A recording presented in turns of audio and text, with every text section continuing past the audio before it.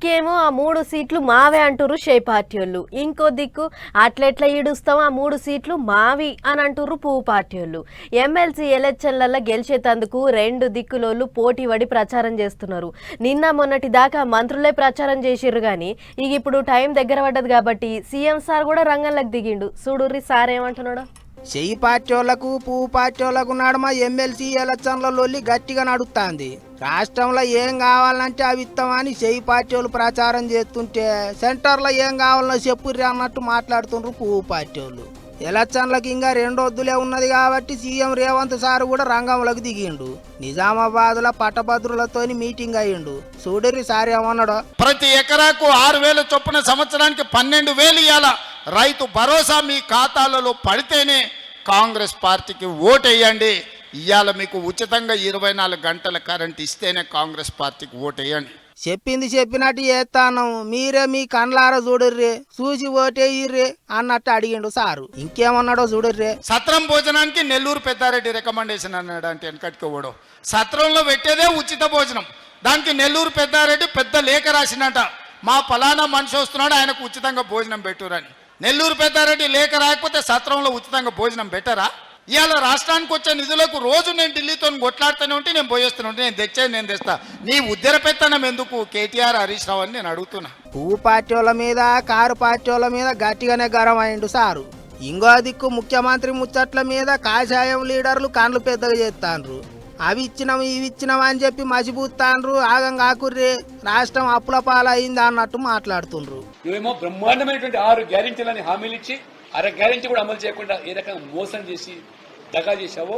ఒక 3 నెలలు ఊరించి రైతు రుణమాఫీ, రైతు భరోసా అని చెప్పి మొత్తం తెలంగాణ ఇండస్ట్రియల్ ఇన్ఫ్రాస్ట్రక్చర్ భూములు తనఖాబెట్టి 10,000 కోట్లు అప్పు తెచ్చి భరోసా పేరున కొంతమందికి ఇచ్చినాడు.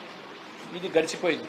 గిట్ల నడుస్తున్నది ఎమ్మెల్సీ ఎలక్షన్ల ప్రచారం. ఎవళ్ళంతకు వాళ్ళు మేమంటే మేమే అన్నట్టు ముచ్చట్లు చెప్తుండ్రు. మరి ఏమైతుందో ముందు తెలుస్తుంది గాని సీఎం సారు నిజామాబాద్ మీటింగ్ కు పోయే ముందే పట్నంలో యామ్జేన్ అనే కంపెనీ కొత్త ఆఫీసుకు రిబ్బన్ కత్తరీనికే పోయిండు. చూడుర్రి అక్కడ ఏమైందో. I request our Honorable CM and Mr. Bob Bradway to formally inaugurate Amgen India by cutting the ribbon. May I request other dignitaries to kindly hold the ribbon. Thank you. ఓ కొడుకు, కత్తెర చూడుర్రి ఎంత పెద్ద ఉన్నదో. రిబ్బన్ కత్తిరియమంటే ఏదో చిన్నపాటి కత్తెర తీసుకొస్తారేమో అనుకున్నాడు సారు.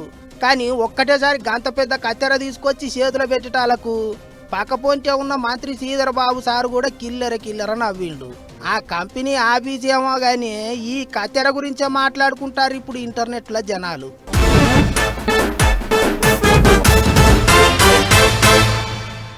అప్పుడప్పుడు ఇంట్లో మనోళ్ళు మర్చిపోయి దర్వాజాలు బయటికించి బెడం పెట్టిపోతుంటారు. అట్లా ఇక తలుపులు మూసిన అర్రల ఓ అరగంట సేపు ఉంటేనే పానం గాయ అవుతుంది. వాయ్యో అన్నట్టే ఏడవాలే అనిపిస్తుంటుంది. మరి ఇక అసొంటిది పాపం గా సొరంగంలో ఇరకబడ్డ అన్నలు లోపల ఎట్లున్నారు ఏమైర్రు వాళ్ళను బయటికి తీసుకురానికే అన్ని తీర్ల పనులు నడిచినాయి. ఎంత దాకా వచ్చిందో ఒకసారి అట్లా పోయి అరుసుకొని వద్దాం పార్రి. ఆ బొయ్యారంలో ఎంత తిప్పలయిందో, బురదల ఇరకబడి ఎంత నరకం చూసిండ్రో. ఆ లోపల చిక్కబడి ఆగమాగమైన 8 మందిని దాల్చుకుంటేనే పబ్లిక్ అయ్యో అనుకుంటారు. ఇప్పుడు నల్గొండ జిల్లాకు నీళ్ళిచ్చేతందుకు తోడుతున్న SLBC సొరంగంలో పనులు చేస్తేందుకు మొన్న శనివారం పొద్దుగాల ఇంత నాష్ట చేసి లోపలికి పోయినరు కావచ్చు ఇంజనీర్లు కార్మికులు. 14 కిలోమీటర్ల కాడ మరిగా ఎట్లయిందో ఏమో మట్టి కూలి పడటాలకు 43 మంది అట్టిట్లా బచాయించిండ్రు, బయటకు వచ్చిండ్రు. కానీ 8 మంది మాత్రం ఆగమైండ్రు. 3 దినాల సంధ్యాలను బయటికి తీసుకొచ్చేందుకు ఒకటే తిప్పల పడుతుండ్రు. 100 మంది పోయిండ్రు. శనివారం ఆదివారం బగ్గనే తిప్పల పడ్డరు. సోమవారం కూడా పొద్దుగాటి సంధ్య ఆఫీసర్లు ఆర్మీ జవాన్లు వాళ్ళు వీళ్ళంతా తాళ్ళు తపక పట్టుకొని లోపలికి పోయిండ్రు. ఇప్పటికే 3 గాలి మోటార్లలో ఆర్మీ జవాన్లు వచ్చిండ్రు. 2 దినాలు మంత్రులు ఉత్తమ్ సారు జూపల్లి సారు ఉంటే 3వ దినం మంత్రి కోమటిరెడ్డి సారు పోయిండు. ఆఫీసర్లతో మాట ముచ్చట్లు చేసిండు. ఇప్పుడే లోపలికి ఆ స్పాట్ కు రీచ్ కావడం జరిగింది. అక్కడి నుంచి ఇక్కడున్న అసిస్టెంట్ కమాండెంట్ మన ప్రసన్న గారితో NDRF అసిస్టెంట్ కమాండెంట్ వారితో మాట్లాడడం జరిగింది. అక్కడికి వెళ్ళి పిక్చర్స్ పంపిస్తున్నారు. ఇంకా అక్కడ పరిస్థితిని స్టడీ చేస్తూ నైట్ అంతా అక్కడనే ఉండి నన్ను ఏ విధంగా చేయాలనే ఆలోచన మీద ఎట్టి పరిస్థితుల్లో కూడా రేపటి వరకల్లా కొంచెం వాటర్ తగ్గితే ఆ కన్వేయర్ బెల్ట్ ద్వారా మట్టిని పైకి పంపించే విధంగా ఏ విధంగా చేయాలని ఇవాళ నైట్ అంతా కూడా ప్లాన్ చేస్తారు. పెద్ద మనిషి జానారెడ్డి సార్ కూడా పోయిండు. దగ్గర 13.5 కిలోమీటర్లు పోయినాక అంత బురద నీళ్లతోని ముంగడికి పోకుండా తయారైందట. ఆ బురద నీళ్లు అన్ని తోడుకుంటా 8 మందిని కాపాడనికే లోపల గట్టిగానే తిప్పల పడతానరట. కానీ ఎటు కోసెలుతలేదు. లోపల మనుషులు మంచిగున్నారా ఏమన్నా అయిందా అనేది తెలుస్తలేదు. ఇగిదిట్లుంటే సర్కారోళ్ళు సక్క పని చేస్తలేరు, లోపలున్న వాళ్ళని ఆగం పట్టిస్తుండ్రు అన్నట్టు మాట్లాడుతున్నారు ఏగస్ పార్టీ వాళ్ళు. గిసోంటి టైంలో రాజకీయాలు మాట్లాడతారా అని గరం అవుతుండ్రు మంత్రులు. లీడర్ల ముచ్చట్లేమో గాని ఆ లోపలున్న 8 మందిని ఎప్పుడు బయటికి తీసుకొస్తారో ఏమో అని అంత ఎదురు చూస్తాండ్రు. ఏం కావద్దని దేవుళ్ళకు మొక్కుతాండ్రు. మరి ఏమవుతుందో ఏమో చూడాలి.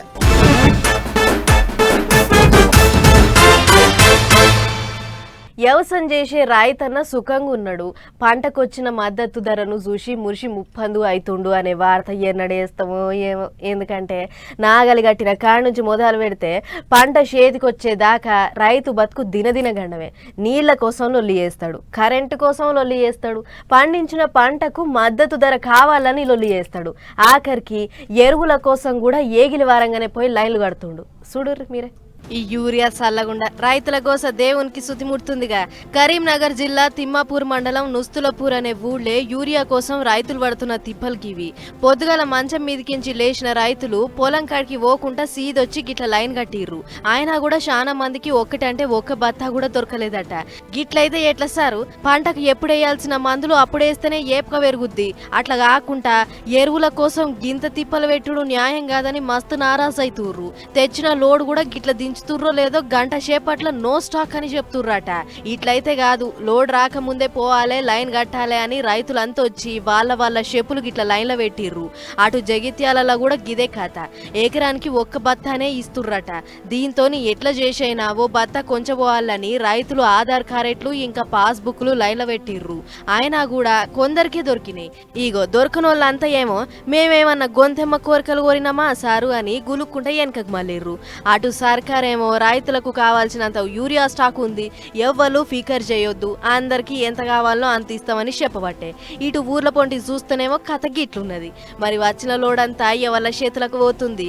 లైన్ల గంటల కమాన్ నిలబడ్డ రైతులకు ఎందుకు దొరుకుతలేదు? నాయకులు అధికారులు వాళ్ళ మనుషులకు ఇచ్చుకుంటున్నట్లు కొడుతుంది. గిట్లయితే మా అసొంటి సగటు రైతులకు ఇక యూరియా బత్త ఎన్నడు దొరకాలి చెప్పురి సారు అని గుస్సైతుర్రు. ఏగిలి వారంగా వచ్చి లైన్ కట్టినా కూడా ఒక్క బత్త దొరుకుతలేదు. ఇక తీర్బాటంగా వస్తే ఏం దొరుకుతుంది అని రైతన్నలు రందిపడుతుర్రు. ఓ దిక్కేమో యూరియా లేక పంట మొఖం ఎండిపోవట్టే, అదేదో యాళ్ళకిస్తే ముద్దుగుంటది, అంతేగాని ఆలస్యంగిస్తే అవి ఇచ్చి ఏమిటికి ఇయ్యకేమిటికి అని కోపానికి వస్తుర్రు. ఇప్పటికే సర్కారోళ్ళు ఇంకా అధికారులు ఈ ముచ్చట్ను దబ్బిన పట్టించుకొని యూరియా బత్తాలను పంపుర్రి సారు అని ఒక తీరుగా అడుగుతుర్రు. చూడాలి మరి ఏం చేస్తారో.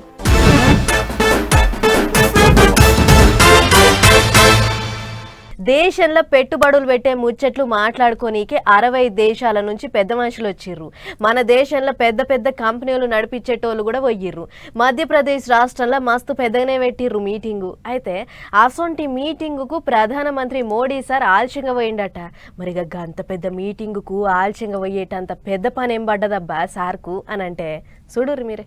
అగ చూడర్రే, సూటు బూటేసుకొని పెద్ద కంపెనీలు నడిపించేటోళ్ళంతా వచ్చి సీట్లలో కూకున్నారు. నిమిషాల మీద లక్షలు సంపాదించేటోళ్ళు సార్ ఎప్పుడు వస్తాడు అన్నట్టు జరసేపు ఎదురు చూసిండ్రు. ఇక ఆఖరికి పెద్ద సారు రానే వచ్చిండు. ఇంతకు మీటింగుకు సార్ ఎందుకు లేట్ వచ్చిండో ఎరికేనా? చూడరి ఆయననే చెప్పుకొచ్చిండు. सबसे पहले तो मुझे यहाँ आने में विलंब हुआ, इसके लिए आप सबकी क्षमा चाहता हूँ कि आज 10वीं और 12वीं के छात्रों की एग्जाम है. इस सिक्योरिटी के कारण अगर रास्ते बंद हो जाए तो बच्चों को एग्जाम देने के लिए जाने में कठिनाई हो जाए, और ये कठिनाई न हो, बच्चे सब एक बार अपने एग्जामिनेशन सेंटर पर पहुंच जाए, उसके बाद ही मैं राजभवन से निकलूं, ऐसा मैंने सोचा. గాదన్నట్టు మధ్యప్రదేశ్ రాజధాని భోపాల్ పట్టణంలో ఓ దిక్కు దేశంలో పెట్టుబడులు పెట్టే ఆలోచనలు చేస్తేందుకు 60 దేశాల నుంచి పెద్ద మనుషులు అంతొచ్చి మీటింగ్ అయిన గిసోంటి ఆలల్లనే ఇంకో దిక్కు 10వ తరగతి 12వ తరగతి పొలాన్లకు పరీక్షలు నడుస్తున్నాయట. గీ మీటింగు టైము బడి పొలగాండ్లు పరీక్షలకు పోయే టైము రెండు ఒకటేసారి ఉండుతోనే సారు ఆలోచనలు పడ్డాడట. కరెక్ట్గా మీటింగు టైంకు సారు బయటికి వస్తే పోలీసు వాళ్ళు రోడ్ల మీద పబ్లిక్ను ఆపుతారు, బండ్లు ఆపుతారు. గట్ల చేస్తే పొలాన్ల పరీక్షలకు ఆలస్యం అవుతుంది, వాళ్ళకు తిప్పలు అవుతుంది అని గిట్ల తానే మీటింగుకు ఆలస్యంగా వచ్చిండట. అందుకే మైకుల ముంగటికి రాగానే ఆలస్యం అయినందుకు మాఫీ చేయండ్రి, పొలాన్లకు పరీక్షలు ఉన్నాయి అని మొత్తం ముచ్చటంతా చెప్పుకొచ్చిండు. ఇదివరకే పరీక్షలకు భయపడొద్దన్నట్టు పరీక్ష పే చర్చ అని సారు మీటింగులు పెట్టి పొలాన్లను హుషారు చేసిండు, ధైర్యం చెప్పిండు. ఇక ఇప్పుడు పొలాన్లకు పరీక్షలు ఉన్నాయని గంత పెద్ద మీటింగుకు ఆలస్యమైతమాయా అని తానే నిమ్మలంగా బయలుదేరిండు. అందరినీ క్షమాపణ అడిగిండు. ఏమైనా పిల్లల పరీక్షల గురించి చదువుల గురించి సారుకు ఎంత పట్టింపు ఉన్నది చూడుర్రి అని మీటింగ్కి వచ్చిన పెదవాంసలంతా సపోర్ట్లు కొట్టి తారీఫ్ చేసిండ్రు.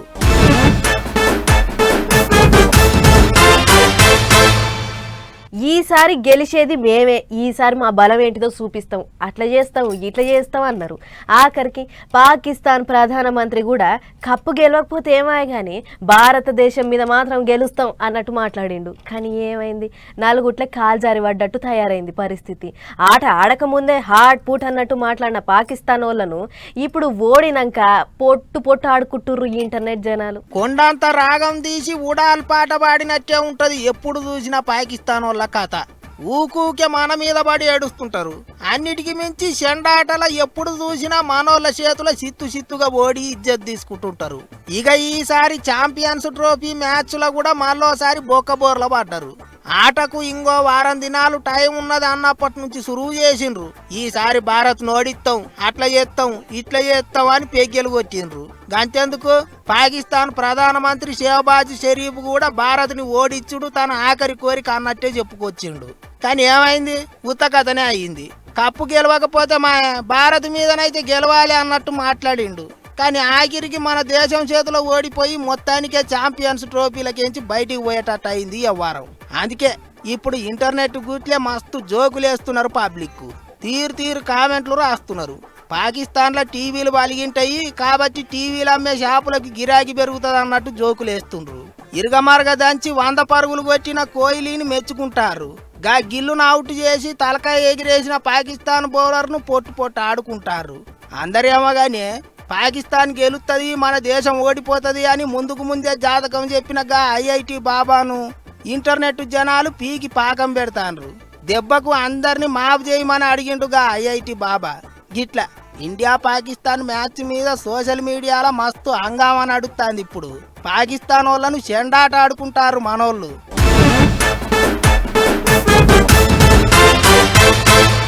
అలా వ్యవసాయం అంటే అంత మిషన్ల కాలమే నడుస్తుంది. అరక దున్నుడు కానుంచి షురు చేస్తే పంట కోసి బత్తాలల్లా నింపేదాకా అన్ని పనులు మిషన్లే చేస్తున్నాయి. కానీ వెనకడికి ఇవన్నీ ఎక్కడి ఏడ చూసినా జోడెడ్ల అరకలే కట్టేది. ఎడ్లు లేనోళ్ళు దున్నపోతులను కూడా కట్టేది. మొత్తానికి వ్యవసాయం పని ఎట్నో కట్ల ఎల్ల తీసుకునేది అన్నట్టు దున్నపోతులు అంటే యాదికొచ్చింది. గీ దున్నపోతును చూడు ఎట్లున్నదో. ఎర్రటి ముక్తాడేసి కట్టేసిన గీ ముర్రజాతి దున్నపోతును చూస్తుర్రు కదా, దీన్ని ఆమ్దార్ దున్నపోత అంటారట.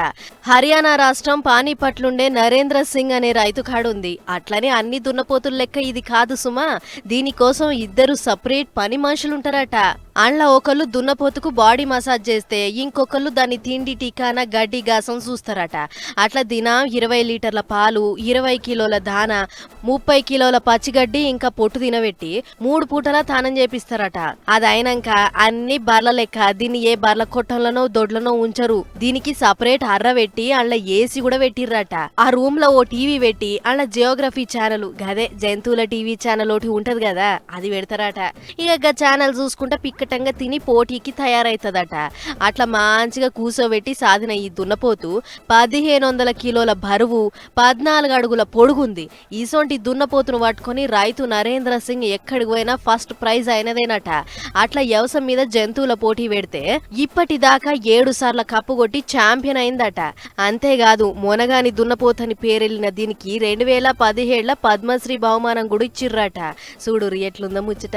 చూస్తానికి 4 ఏళ్ల దున్నపోత పోతే గాని ఎక్కడైనా పోటీలకు పోతే దీని మించింది లేదన్నట్లు చెప్పుకొస్తుర్రు చూసిన పబ్లిక్. ఇంకో పెద్ద ముచ్చట ఏంటిదంటే దీని వీర్యానికి మస్తు డిమాండ్ ఉందట. అంతేకాదు ఈ దున్నపోతును బంగారం లెక్క చూసుకుంటా ఎడికన్నా పోవాలన్నా కూడా ఏసీ బండ్ల ఎక్కించి మరి కొంచెం పోతారట. చూడుర్రి దున్నపోతున్న సిబి ఎట్లున్నదో. ఏదేమైనా ఒకళ్ళతోని సేవలు చేపించుకోవాలన్నా కూడా పెట్టి ఉట్టాలే అని అనుకుంటుర్రు గీ ముచ్చట చూసినోళ్ళు.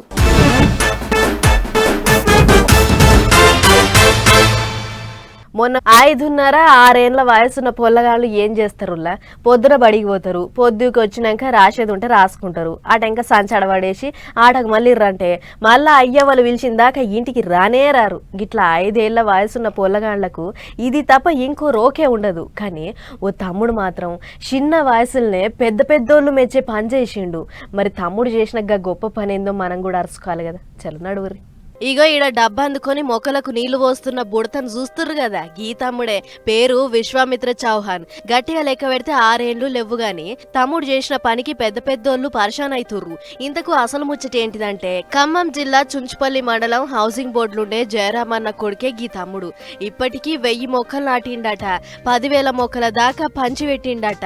అగో గండ్లేముంది, మస్తు మంది చేసిర్రు అని తీసి పారేకుర్రి. ఎందుకంటే చిన్న పొల్లగాడు, అది కూడా ఆడుకునే వయసులో పర్యావరణం మీద గింత పాయరం చూపించిండంటే తమ్మునికి షెట్ల ఇల్వేందో తెలిసినట్లున్నది.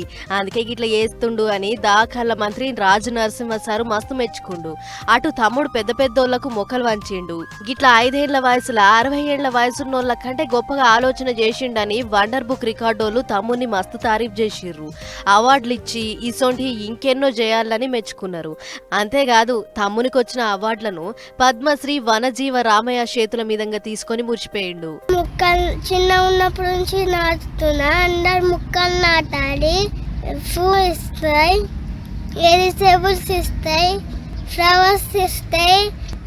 కాబట్టి అందరు ముక్కలు నాటాలా, అందరు ముక్కలు నాటాలి, ఎన్విరాన్మెంట్కి కాపాడాలా. చూసిరు కదా ఎంత ముద్దు ముద్దుగా చేస్తుండో. ఇక రోజు పొద్దున బళ్ళకి పోతాడు, పొద్దుకు వచ్చినాక హోంవర్క్ చేసుకుంటాడు, ఆ టెంక ఇక మొక్కలకు నీళ్లు పోసే పని ముంగటేసుకుంటాడు. గిట్ల రోజు ఇదే కథ అన్నట్లు. అసలు లెక్కకైతే 5 ఏళ్ల వయసు అంటే పొల్లగాళ్ళు మంచిగా ఆడి పాడుకునే మోక. కానీ గీతమ్ముడు మాత్రం చెట్లు, పర్యావరణం, ఆక్సిజను అందరు మంచిగా ఉండాలి అని పెద్ద పెద్ద ఆలోచనలు చేస్తుండంటే ముంగట ఇంకెన్ని ఇకమట్లు చేస్తాడో ఏమో అని అనుకుంటురు గీ ముచ్చట చూసిన పబ్లిక్. మొత్తానికి పిట్ట కొంచెం కూతగనం అన్నట్లు తమ్ముని వయసు చిన్నదే గాని చేస్తున్న పని మాత్రం చాలా పెద్దది. ఏమంటారు?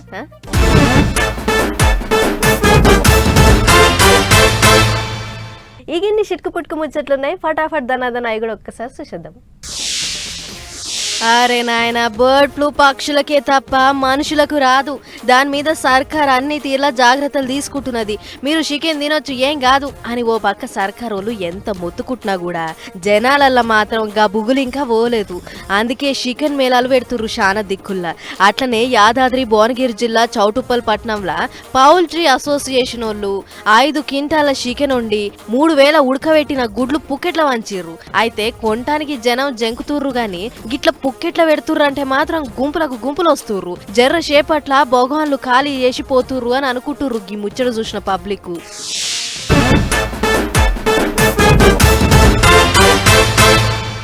చలో మరి వన్ మటి పటాస్ న్యూస్ ముచ్చట్లు ఇంకో ఎపిసోడ్లో మళ్ళీ కలుసుకుందాం. నమస్తే.